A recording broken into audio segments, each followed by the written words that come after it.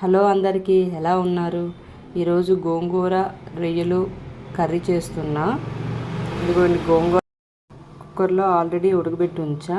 And ఫ్రాన్స్లో కొంచెం పసుపు, కారం, సాల్ట్ కలిపి ఉంచా. అండ్ ఆనియన్స్, పచ్చిమిరపకాయలు, టమాటో అండ్ కొత్తిమీర.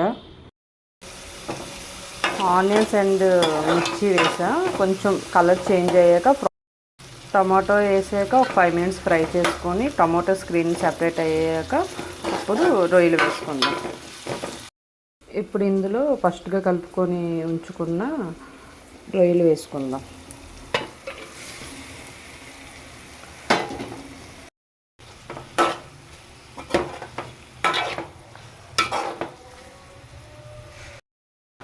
ప్రాన్స్ కొంచెం ఫ్రై అయ్యాక ప్రాన్స్ ములిగేటట్లో వాటర్ వేసుకోవాలి.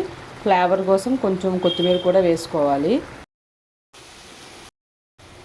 ప్రాన్స్ ఇలా దగ్గర అయ్యాక అప్పుడు ఇందులో గోంగూర వేసుకోవాలి.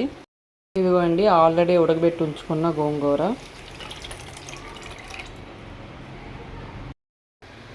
సూపర్ డూపర్ టేస్టీగా ఉండే గోంగూర రొయ్యల కర్రీ రెడీ.